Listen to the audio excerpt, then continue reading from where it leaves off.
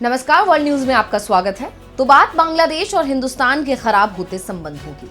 बांग्लादेश के रिश्ते हिंदुस्तान से अब बेहद खराब हो चुके हैं, तो दूसरी तरफ पाकिस्तान इसमें अपने लिए मौका देख रहा है।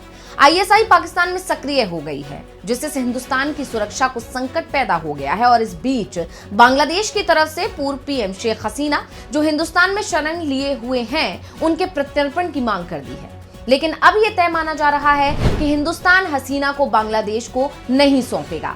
तो पाकिस्तान ने भी नया पैंतरा चल दिया है। हम इसी खबर पर करेंगे विस्तार से चर्चा, लेकिन आइए जरा उन खबरों को भी देख लें जिन पर आगे होगी बात। यूएनएससी में हिंदुस्तान की मुश्किल बढ़ाएगा पाकिस्तान। दक्षिण कोरिया के राष्ट्रपति होंगे गिरफ्तार। चलते चलते में देखेंगे चीन में एक और वायरस की दस्तक को। अब खबर विस्तार से। हिंदुस्तान और बांग्लादेश के बीच संबंध बुरी तरह से खराब हुए हैं। बांग्लादेश में हिंदुओं के खिलाफ चल रही हिंसा अभी तक थमी नहीं है। दूसरी तरफ बांग्लादेश अब हिंदुस्तान से शेख हसीना के प्रत्यर्पण की मांग कर रहा है। ये प्रत्यर्पण अनुरोध 23 दिसंबर को नई दिल्ली स्थित बांग्लादेश उच्चायोग ने विदेश मंत्रालय को एक नोट बर्बिल के जरिए किया गया था। शेख हसीना 5 अगस्त को बांग्लादेश में हुए छात्रों के आंदोलन के चलते हिंदुस्तान आ गई थी और वो तभी से हिंदुस्तान की शरण में है। बांग्लादेश ने प्रत्यर्पण की अपील तो की है, लेकिन उसे भी अब इस बात का एहसास हो गया है कि हिंदुस्तान उसकी अपील को स्वीकार नहीं करेगा। अभी तक हिंदुस्तान ने बांग्लादेश की डिमांड पर कोई जवाब भी नहीं दिया है। सिर्फ इतना ही कहा है कि बांग्लादेश के प्रत्यर्पण की अपील उसे मिल चुकी है। लेकिन अब ये खबर सामने आ रही है कि हिंदुस्तान शेख हसीना को बांग्लादेश को सौंपने के लिए तैयार नहीं है। नई दिल्ली की तरफ से संकेत दिए जा रहे हैं कि शेख हसीना के प्रत्यर्पण की मांग सिर्फ राजनीतिक है, क्योंकि बांग्लादेश की अंतरिम सरकार घरेलू मोर्चे पर बुरी तरह से असफल साबित हो रही है। खासकर छात्र समूहों को संतुष्ट करने के लिए ये डिमांड की गई है। छात्र समूहों का प्रभाव बढ़ा है और वो पूर्व प्रधानमंत्री को देश वापस लाने की मांग कर रहे हैं। उनका मानना है कि बांग्लादेश सरकार उनके दबाव में ये सब कर रही है। हिंदुस्तान सरकार की तरफ से दावा किया जा रहा है कि प्रत्यर्पण कोई साधारण प्रक्रिया नहीं है और ऐसा अनुरोध करने और प्राप्त करने वाले दोनों पक्षों के कुछ दायित्व होते हैं। जिस व्यक्ति के प्रत्यर्पण का अनुरोध किया गया है, उसके पास भी विकल्प होते हैं। उन विकल्पों का अभी तक इस्तेमाल नहीं किया गया है। बता दें कि 2013 की भारत बांग्लादेश प्रत्यर्पण संधि में ऐसे प्रावधान शामिल हैं जिनके तहत प्रत्यर्पण अनुरोध को ठुकराया जा सकता है। संधि के अनुच्छेद 6 या राजनीतिक अपराध अपवाद में कहा गया है कि प्रत्यर्पण से इनकार किया जा सकता है अगर जिस अपराध के लिए अनुरोध किया गया है वो राजनीतिक चरित्र का अपराध है। अनुच्छेद 8, जो प्रत्यर्पण से इनकार करने के आधारों को सूचीबद्ध करता है, कहता है कि किसी व्यक्ति का प्रत्यर्पण नहीं किया जा सकता है अगर कोई आरोप न्याय के हित में नहीं लगाया गया है। इस बीच पाकिस्तान की भी अब एंट्री हो गई है। पाकिस्तान के उप प्रधानमंत्री इशाक डार का ये बयान सामने आया है। उन्होंने बांग्लादेश को अपना भाई बताया। कहा है कि बांग्लादेश हमारा बिछड़ा हुआ भाई है, हम उसकी पूरी मदद करेंगे। इससे पहले बांग्लादेश के मुख्य सलाहकार मोहम्मद यूनुस ने 19 दिसंबर को D8 शिखर सम्मेलन से इतर काहिरा में पाकिस्तान के प्रधानमंत्री शहबाज शरीफ से मुलाकात की थी। पाकिस्तान और बांग्लादेश के बीच दोस्ती बढ़ाने को लेकर हाल के महीनों में काफी प्रयास हो रहे हैं।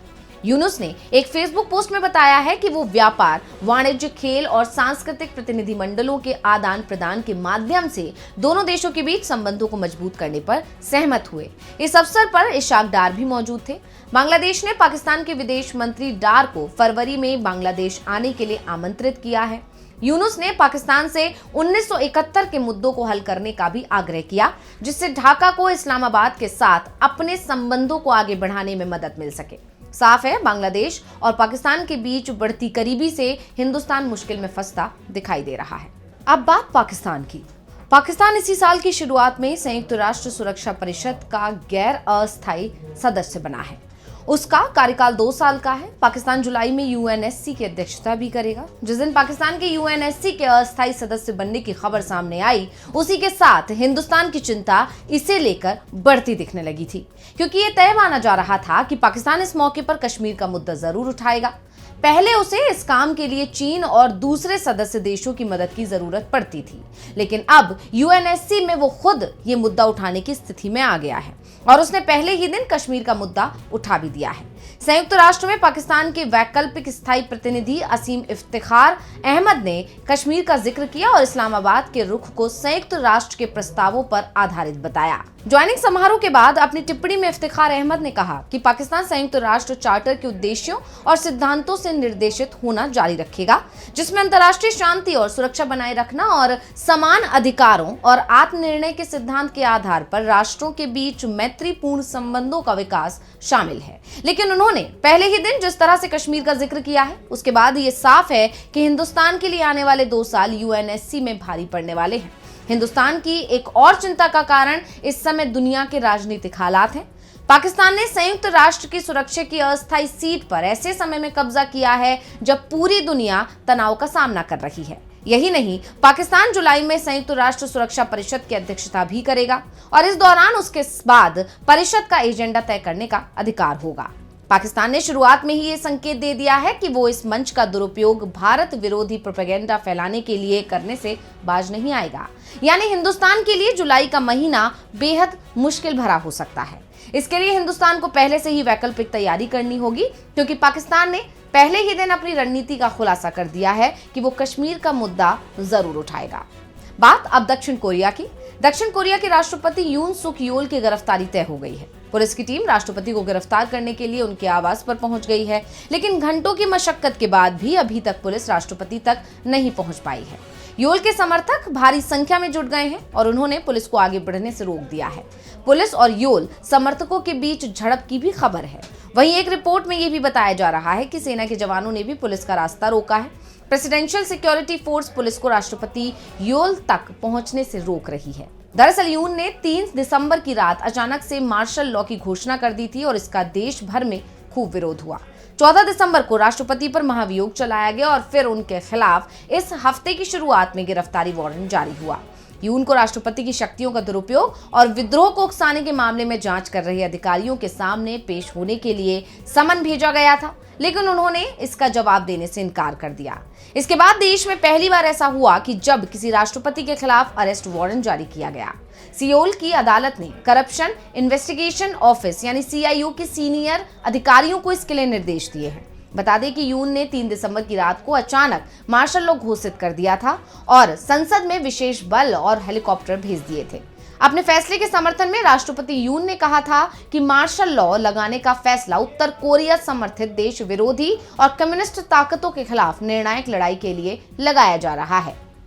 लेकिन विपक्ष के साथ उनकी पार्टी के सांसदों ने उनके आदेश को अस्वीकार करके उन्हें अपना फैसला वापस लेने के लिए मजबूर किया।